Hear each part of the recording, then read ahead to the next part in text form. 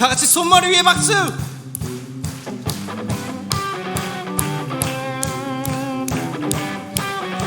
한 번 더.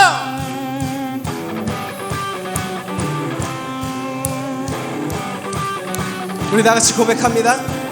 주 날 구원했으니 어찌 잠잠하리. 기쁨에 찬송 드리리. 주 내 죄 사했으니 어찌 잠잠하리.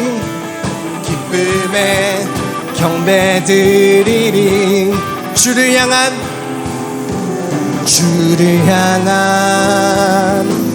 나의 사랑 멈출 수 없네. 멈출 수 없네. 나 기쁨에 춤추리. 내 모든 슬픔 바꾸셨네. Hey, hey, hey, hey, hey. 나 기쁨에 춤추리. 내 모든 삶 주 안에 있네. 주 날 구원했으니 주 날 구원했으니 어찌 잠잠하리. 기쁨에 찬송 드리리. 주 내 죄 사했으니 주 내 죄 사했으니 어찌 잠잠하리. 기쁨에 경배 드리리. 주를 향한 나의 사랑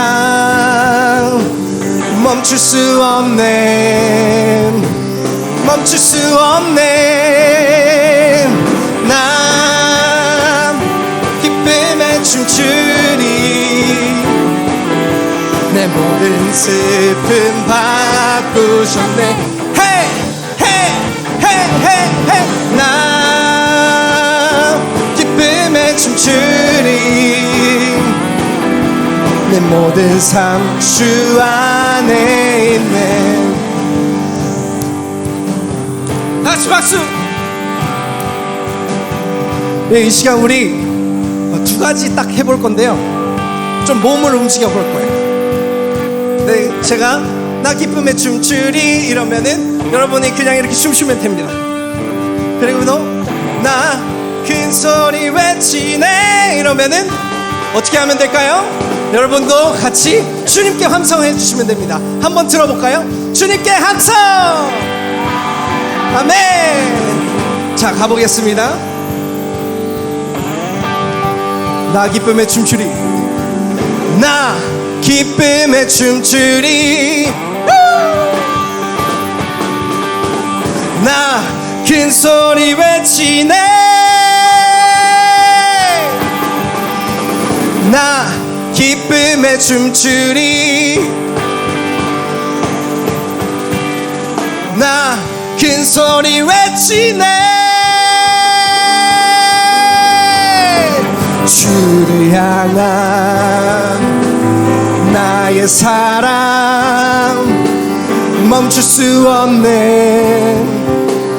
멈출 수 없네. 주를 향한 나의 열정 멈출 수 없네.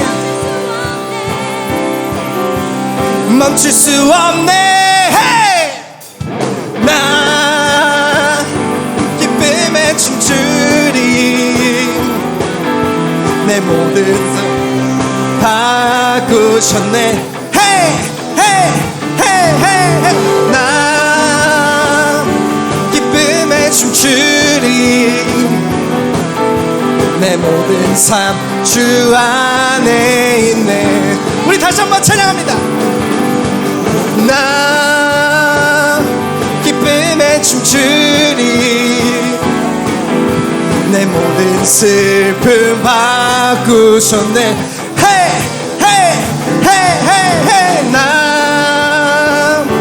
기쁨에 춤추리. 내 내 모든 삶 주 안에 있네.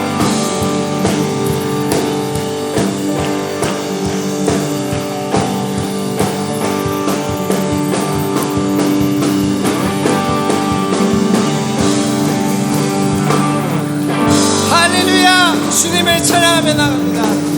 높으신 주님, 주님 우리의 구원자 되어 주셨으니 아버지 높으신 주님을 이 시간 다시 한번 큰 박수와 영광으로 주님께 찬양 올려드립니다.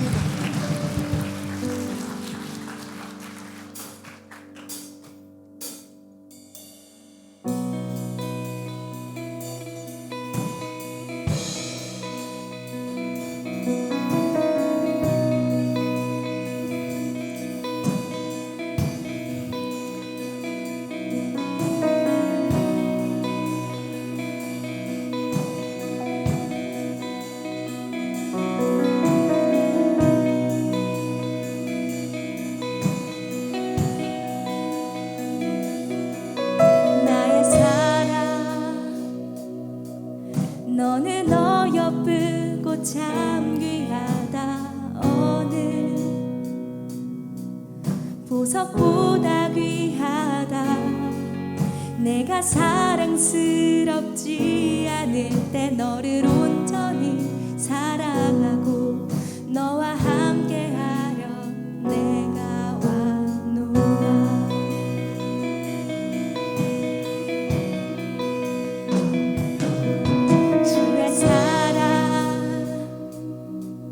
그 사랑 결코 변치 않아. 모든 계절 돌보시네. 푸른 마르고 꽃은 시드나 주의 말씀은 신실해. 실수가 없으신 주만 바라라. 주님의 뜻이 나의 삶 속에 임하시며 주님 알기를 주만 보기를 소망해.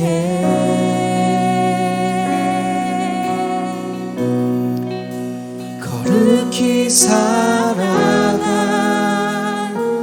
힘과 두려움 없는 믿음 주신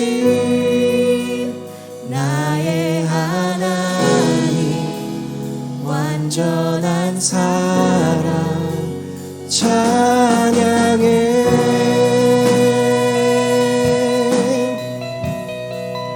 나의 사랑 나의 사랑 너는 어여쁘고 참 귀하다. 모든 보석보다 귀하다. 내가 사랑스럽지 않을 때 너를 온전히 사랑하고 너와 함께하려 내가 왔노라.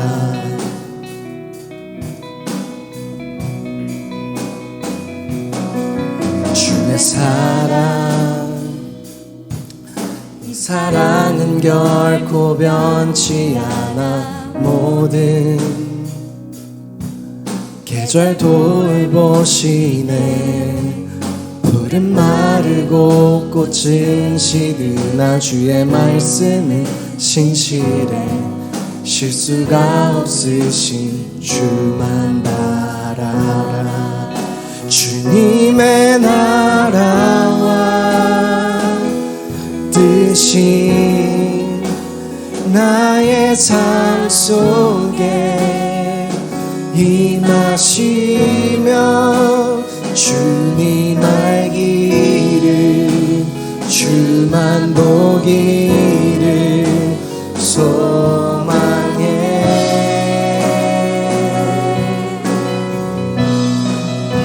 거룩히 살아갈 힘과 두려움 없는 믿음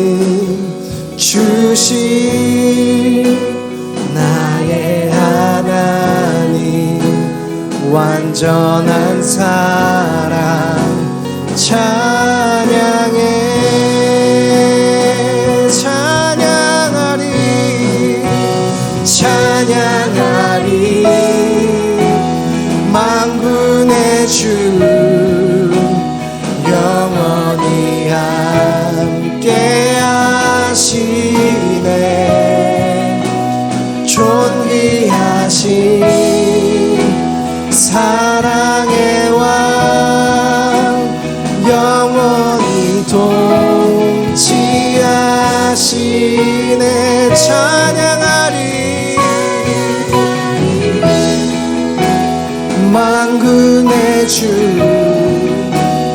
영원히 함께 하시네 존귀하신 사랑의 왕 영원히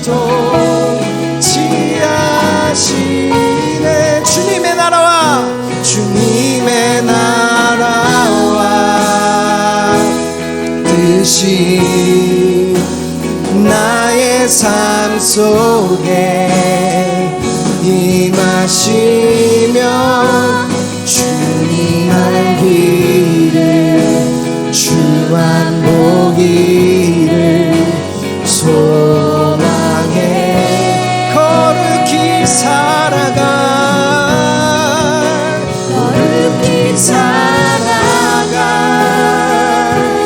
힘과 두려움 없는 믿음 주신 나의 하나님 완전한 사랑 찬양해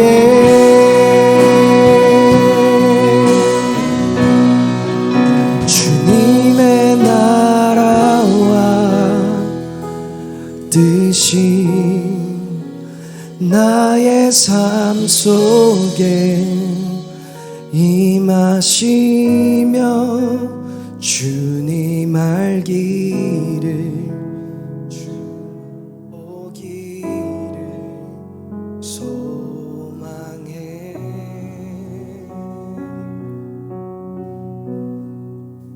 거룩히 살아갈 힘과 두려움 없는 믿음 주신 나의 하나님 완전한 사랑 찬양해 이 시간 우리 다 같이 함께 기도하며 나가겠습니다. 예배를 위해 함께 기도하며 나갈 때 주님 이 시간 주님께서 나의 구원자 되심을 기억하고 알게 하여 주시옵소서. 아버지 그냥 머리로서만 아는 것이 아니라 아버지 그 사랑이 내 마음 가운데 가득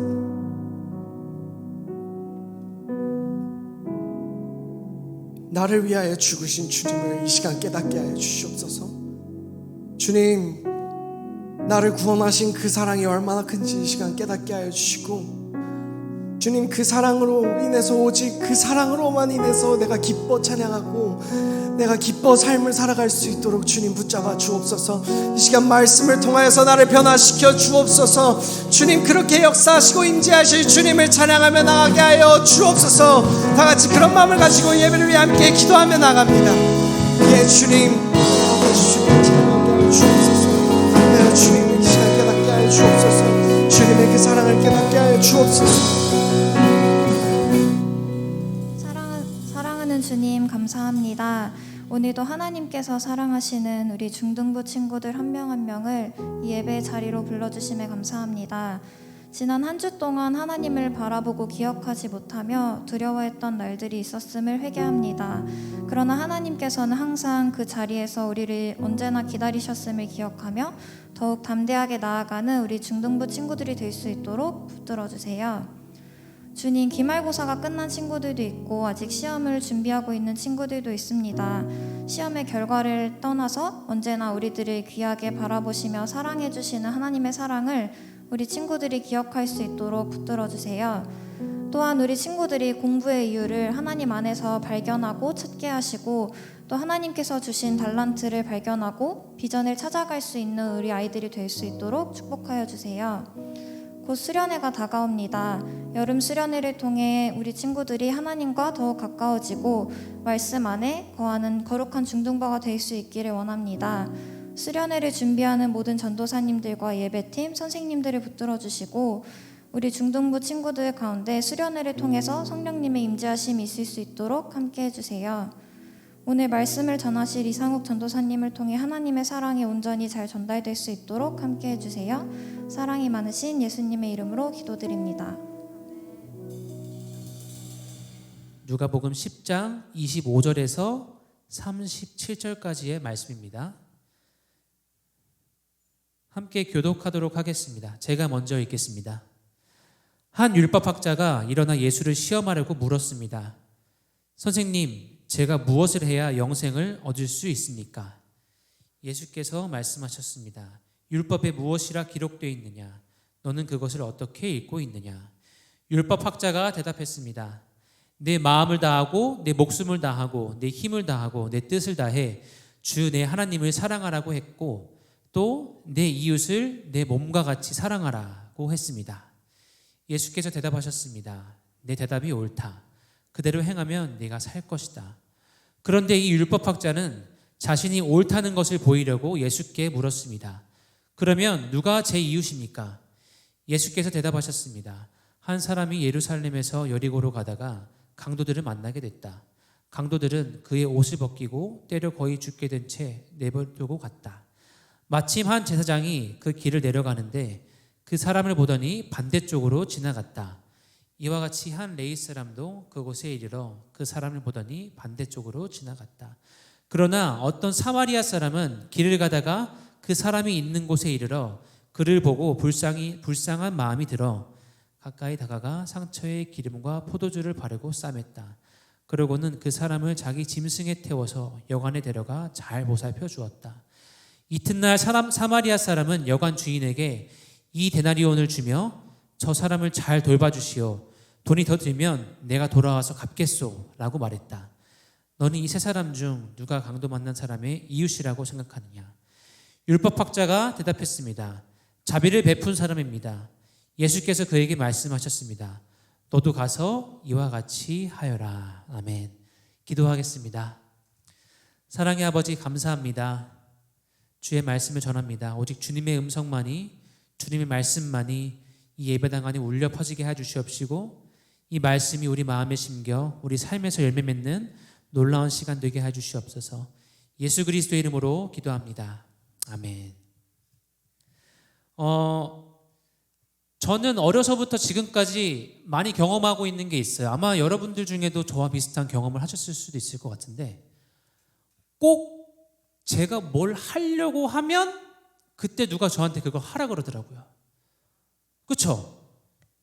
제가 중고등학교 때 좀 쉬다가 이제 공부를 막 하려고 그랬어. 그런데 그때 마침 할머니나 엄마가 와서 상우가 공부는 언제 하니? 근데 딱 진짜 하려고 그랬거든요. 그때 마침 공부 언제 하냐고 되게 친절하게 물어보시는데 그러면 저는 뭐라 그럴까요? 아 이제 하려고 그랬어. 기분 나빠서 안 해. 하고 공부를 안 했어. 진짜 하려고 그랬는데. 근데 이게 꼭 학생 때만 일어나는 일은 아닙니다. 제가 결혼을 하고 나서 집에서 저의 업무가 이제 빨래를 개는 거예요. 개는 거. 어떤 일이 일어났을까요? 제가 이제 집에 와서 좀 쉬다가 이제 빨래 개야지. 빨래를 이제 딱 개려고 할 때 아내가 갑자기 여보 빨래는 언제 개? 그럼 제가 뭐라 그랬을까요? 아 막 개려고 그랬어 이랬을까요? 아 지금 개 하고 이제 순종하면서 잘 겠죠. 근데 이처럼 우리는 꼭 뭔가를 하려고 그러면 이런 얘기를 들어요. 근데 사실 우리의 마음을 잘 들여다보면 그냥 우리는 안 하고 있던 게 사실 맞아요. 뭐 무슨 이유가 됐든지 간에 안 하고 있던 거죠. 이처럼 우리는 무언가를 행동하지 않았기 때문에 이런 소리를 들을 때 우리 마음에 되게 거슬릴 때가 있습니다.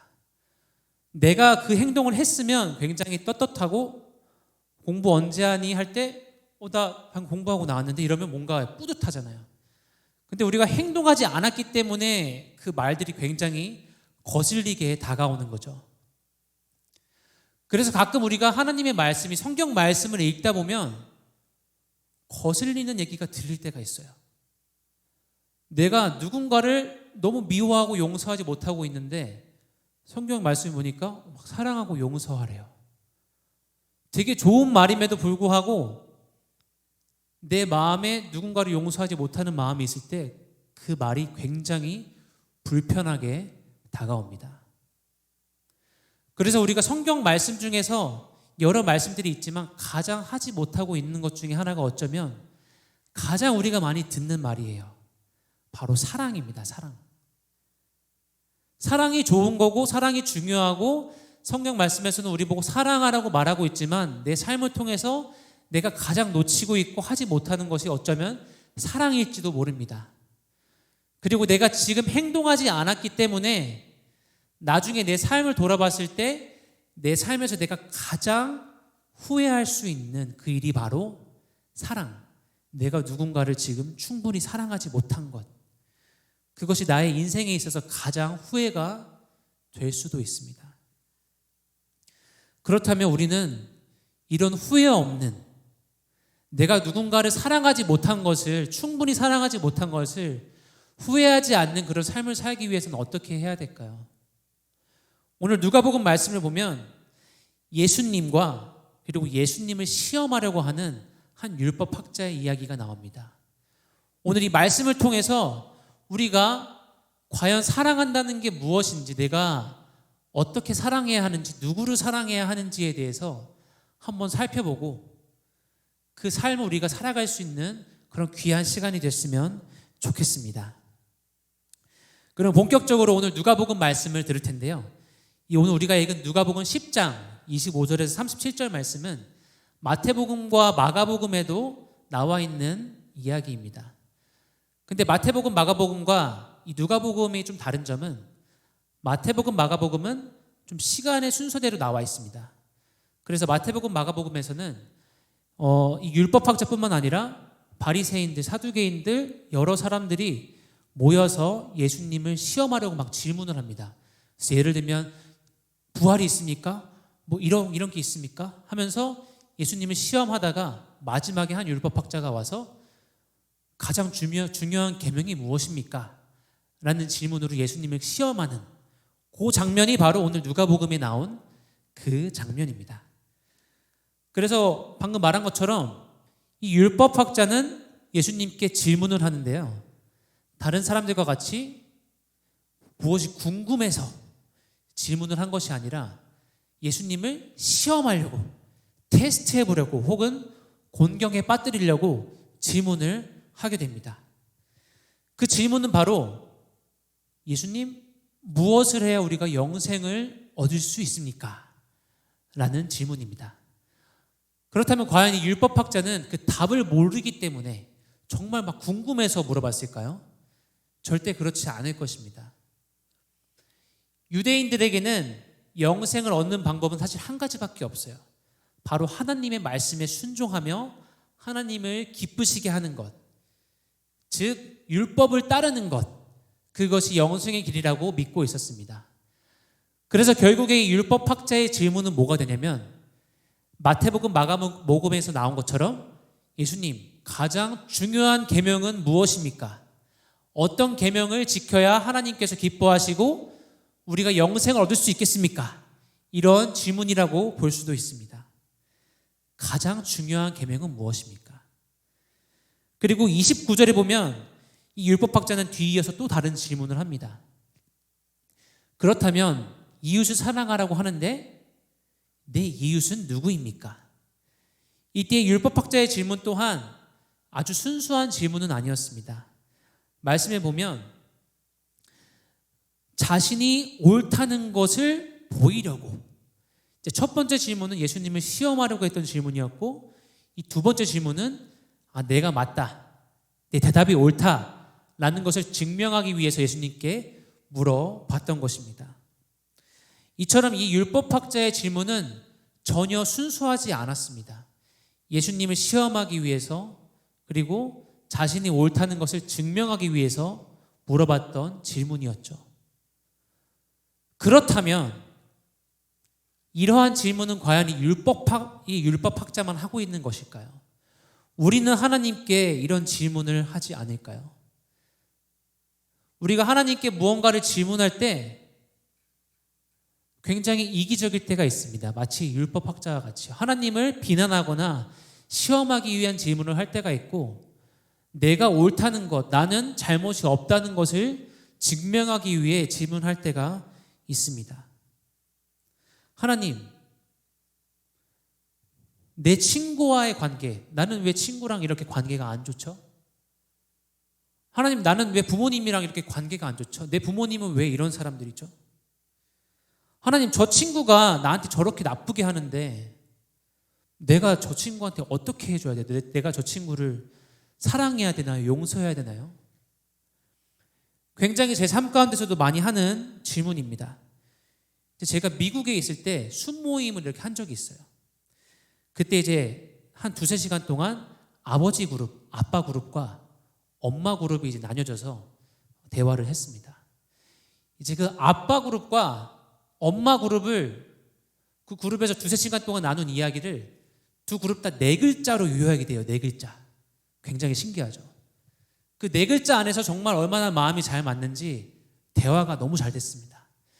남자 아빠 그룹의 네 글자, 그 대화, 두세 시간 대화의 내용이 어떻게 요약될까요? 억울하다. 아빠들이 굉장히 억울한 게 많습니다. 그래서 그 두세 시간 동안 얼마나 억울한 게 많은지 막 하소연을 막 그렇게 서로 했어요. 자, 이제 엄마 그룹도 네 글자로 요약이 돼요. 뭘까요? 뭐라고요? 네 글자. 한심하다? 그건 아니었어요. 서운하다. 비슷한데 뭐였냐면 화가 난다. 얼마나 화가 많이 나는지 그 엄마들의 마음에 화가 굉장히 많더라고요. 저도 그랬어요. 저도 제 삶을 억울하다 막 이렇게 했어요.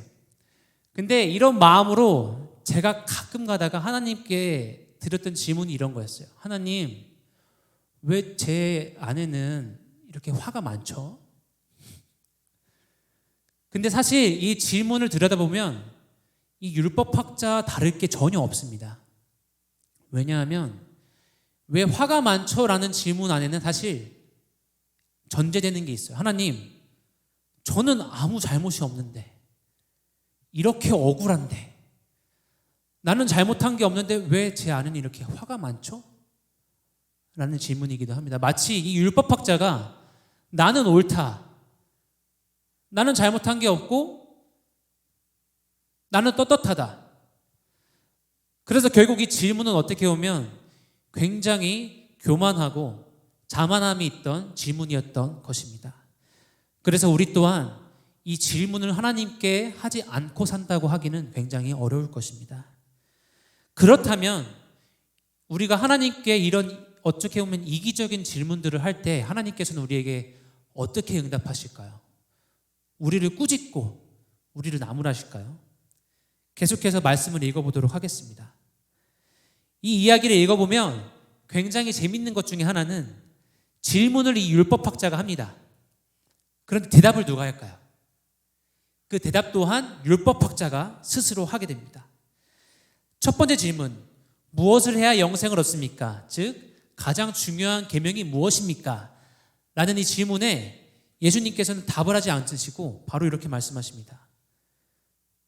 율법에 무엇이라 기록되어 있느냐? 너는 그것을 어떻게 읽고 있냐? 즉 너는 어떻게 생각하니? 이렇게 물어보신 겁니다. 근데 또 율법학자는 거기에 대답을 또 잘해요. 그래서 27절의 말씀을 대답하는데 함께 읽어보도록 하겠습니다. 시작. 율법학자가 대답했습니다. 내 마음을 다하고 내 목숨을 다하고 내 힘을 다하고 내 뜻을 다해 주 내 하나님을 사랑하라고 했고 또 내 이웃을 내 몸과 같이 사랑하라고 했습니다. 이렇게 대답하니까 예수님께서 딩동댕 정답. 그렇게 해. 이렇게 말씀하신 거예요. 그 다음에 이제 율법학자의 두 번째 질문, 자신이 옳다는 것을 증명하기 위한 두 번째 질문이 시작됩니다. 이웃을 사랑하라고 했는데 그렇다면 그 이웃이 누굽니까? 즉, 그렇다면 내가 누구를 사랑해야 합니까? 라는 질문입니다. 이 질문에 대해서는 예수님께서 한 이야기를 들려주시죠. 이 이야기는 저희가 굉장히 많이 들었던 이야기 중에 하나입니다. 이제 한 사람이 예루살렘에서 여리고로 내려가고 있었습니다. 근데 예루살렘이라는 곳은 성전이 있던 곳이에요. 그래서 예루살렘에서 여리고로 간다. 이 말은 마치 좀 현대적으로 바꾸면 우리가 교회에서 예배를 드리고 집에 가는 길이다 라고 볼 수 있습니다. 이제 예배를 드리고 집에 가는 길에 강도를 만나서 모든 게 다 빼앗기고 죽을 위기에 처했어요. 이제 그때 또 다른 사람이 예루살렘에서 여리고로 내려갑니다. 근데 그 사람이 누구냐? 바로 제사장 그리고 레위 사람입니다. 이 제사장과 레위 사람은 이스라엘을 대표하는 사람들입니다. 그래서 12지파 중에서 이스라엘을 대표해서 하나님께 제사를 드리고 오늘날 우리의 형식으로 따지자면 하나님께 예배를 드리는 사람들인 거죠. 근데 이 제사장, 유대 사람들을 대표하는 제사장과 레위 사람은 길을 가다가 강도 만난 사람을 보고 도와주지 않습니다. 이 사람을 보고 반대쪽으로 도망가는 거죠. 그런데 마침 그 길을 지나던 또 다른 한 사람이 있습니다. 바로 사마리아 사람입니다. 이 당시 유대 사람들은 사마리아 사람을 어떻게 생각했냐면 되지만도 못한 존재들이라고 생각을 했습니다. 이제 예전에 제가 한번 설교했을 때 이스라엘 유대 사람들에게는 가장 불경한 동물 중에 하나가 바로 돼지입니다. 근데 이 사마리아 사람들을 되지만도 못한 존재라고 생각했다는 것은 굉장히 사마리아 사람들을 경멸하고 저주했다는 것이죠. 그 이유는 바로 이 사마리아 사람들은 하나님을 배신하고 하나님께 등을 돌리고 이방 사람들과 결혼한 사람들이라고 생각했기 때문에 이 유대인과 이스라엘 사람들은 사마리아 사람들을 굉장히 경멸하고 무시했던 것입니다. 그런데 그 길을 지나가던 그 사마리아 사람이 바로 이 강도 만난 사람을 도와줍니다. 그냥 도와준 게 아니라 성심성의껏 저렇게까지 도와줘야 하나 싶을 정도로 도와주게 되는 모습을 볼 수 있습니다. 이 예화를 들려주신 후에 예수님께서 이 율법학자에게 물어봅니다. 이 이야기에서 이 강도 만난 사람의 이웃은 누구라고 생각하냐?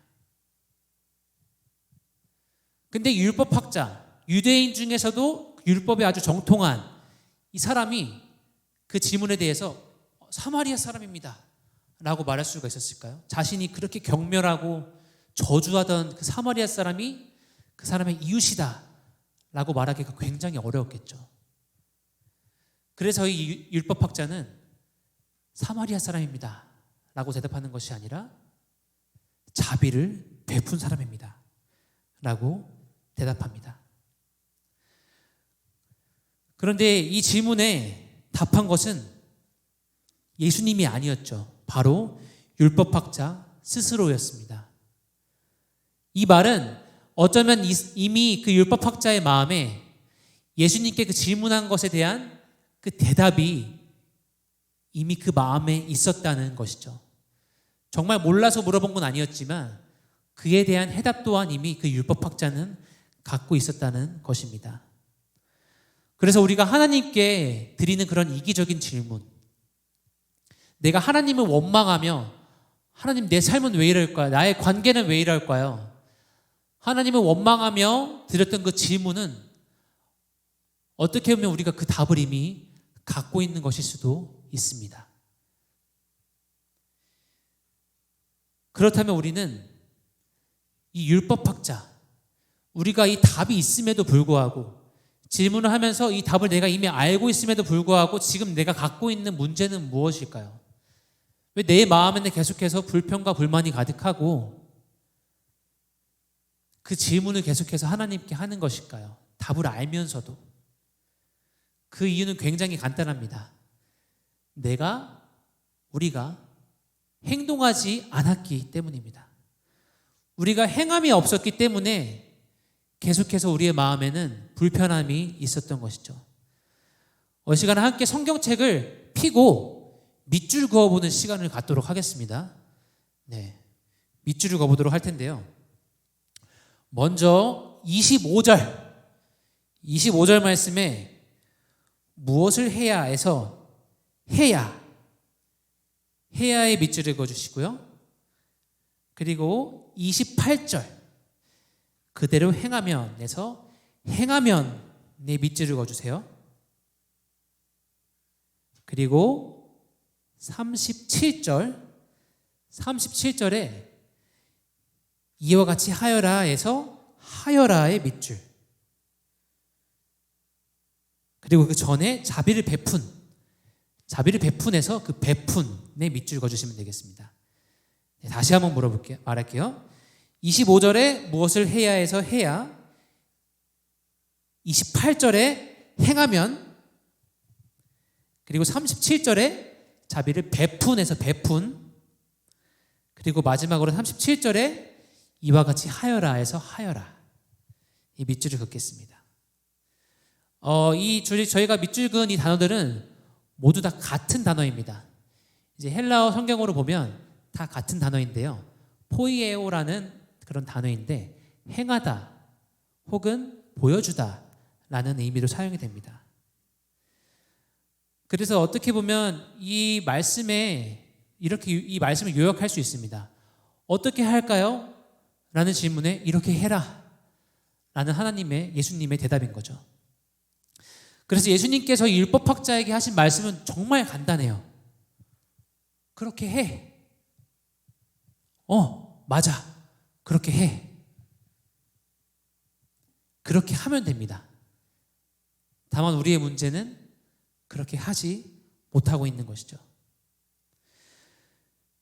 그래서 율법학자가 예수님께 한 질문, 누가 제 이웃입니까? 나는 누구를 사랑해야 합니까? 라는 질문에 대해서 예수님께서는 저 사람이 내 이웃이다, 네가 저 사람을 사랑하면 된다라고 대답하지 않으셨습니다. 그리고 율법학자를 통해서 이렇게 말씀하십니다. 그렇게 해라. 사랑해라. 라고 대답하시는 것이죠. 즉 이 말은 무엇이냐면 지금 너가 누구를 사랑할지, 내가 누구를 사랑해야 할지 찾는 것이 아니라 너가 먼저 다가가서 사랑을 해라. 너가 먼저 다가가서 자비를 베풀어라. 너가 먼저 다가가서 그 사람의 이웃이 되어줘라 라고 말씀하시는 것입니다. 그런데 우리는 우리의 삶을 돌아봐도 내가 누군가의 이웃이 먼저 되어주고 내가 누군가를 먼저 사랑하고 내가 누군가에게 먼저 자비를 베풀기보다는 그 사람이 먼저 나에게 다가오기를 원합니다. 저 사람이 나한테 이렇게 하면 내가 그렇게 해야지. 저 친구가 나한테 먼저 말을 걸면 내가 먼저 말을 걸어야지. 저 친구가 나한테 먼저 다가와서 사과를 하면 내가 그때 사과해야지. 우리 부모님이 나에게 먼저 이렇게 와서 나에게 이렇게 해주면 내가 그때는 부모님께 이렇게 해줘야지 라고 말하면서 내가 누군가에게 먼저 이웃이 되어주기보다는 그 사람이 나에게 먼저 자비를 베풀고 사랑을 베풀고 이웃이 되어주기를 기다리면서 사랑을 행하지 않고 있는 우리의 모습을 볼 수 있습니다. 사랑하는 중등부 친구 여러분, 우리가 만약에 누군가가 나에게 먼저 그렇게 해주기를 원하고 기다리고만 있다면 우리는 이 율법학자와 다를 게 없습니다. 오늘 말씀에서 예수님께서는 우리에게 먼저 다가가서 그 사람의 이웃이 되어 주어라.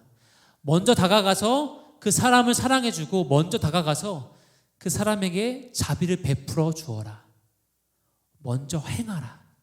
그렇게 해라. 이 말씀이 바로 오늘 성경 말씀을 통해서 우리에게 주시는 하나님의 음성입니다.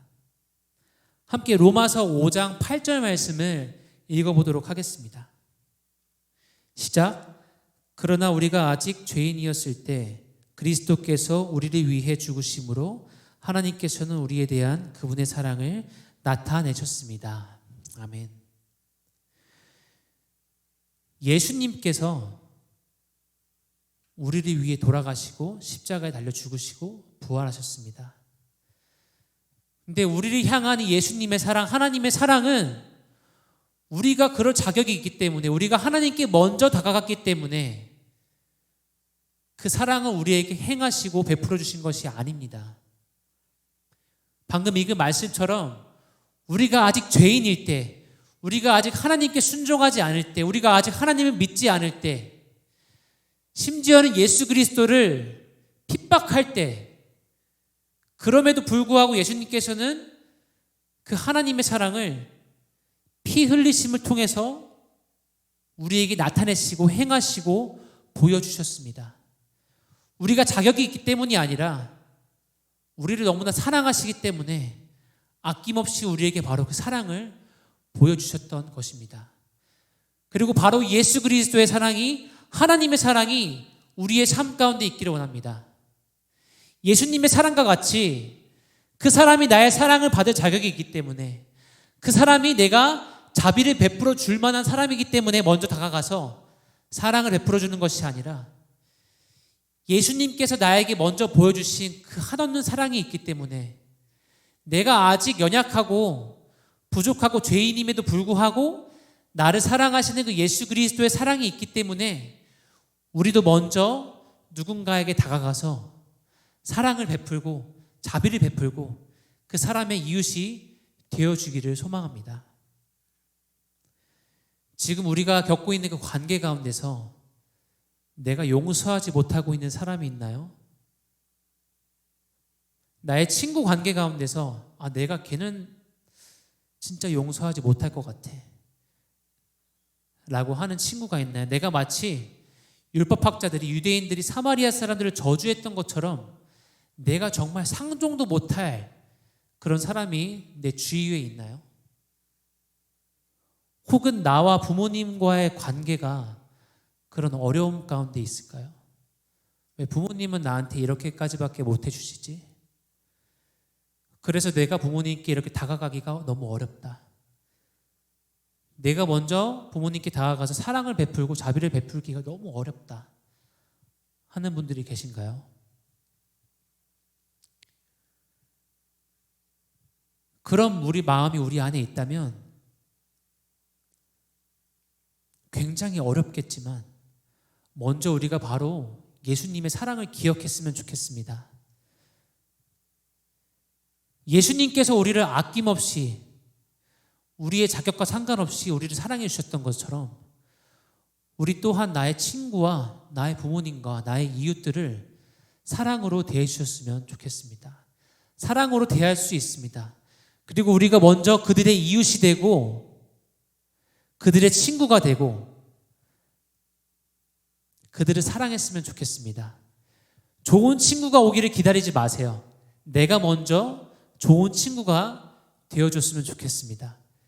좋은 부모, 좋은 엄마 아빠를 기다리는 것보다 내가 먼저 좋은 딸, 좋은 아들이 되었으면 좋겠습니다.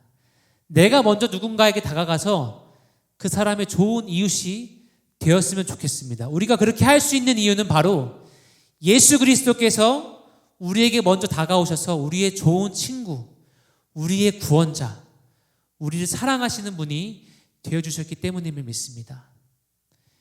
이런 우리의 삶이, 이런 사랑의 삶이 내가 먼저 이웃이 되는 그 놀라운 은혜가 우리 모두의 삶 가운데 있을 줄을 믿습니다.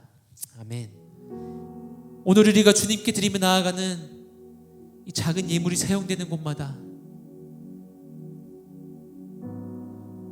우리가 아직 죄인 되었을 때에 우리에게 허락하신 그 예수 그리스도의 그 사랑이 흘러 넘치게 하여 주시옵소서. 아멘. 이 예물이 사용되는 곳마다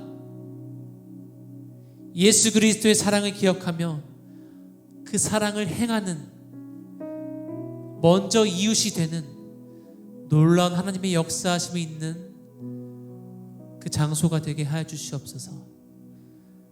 감사드리며 이 모든 말씀 우리를 먼저 사랑하셔서 우리의 친구가 되어주시고 우리의 구원자가 되어주신 예수 그리스도의 이름으로 기도합니다. 아멘. 이 시간 함께 주기도문으로 예배를 마치도록 하겠습니다. 하늘에 계신 우리 아버지, 아버지의 이름을 거룩하게 하시며 아버지의 나라가 오게 하시며 아버지의 뜻이 하늘에서와 같이 땅에서도 이루어지게 하소서.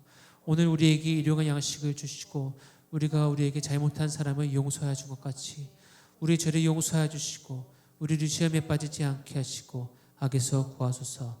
나라와 권능과 영광이 영원히 아버지의 것입니다. 아멘.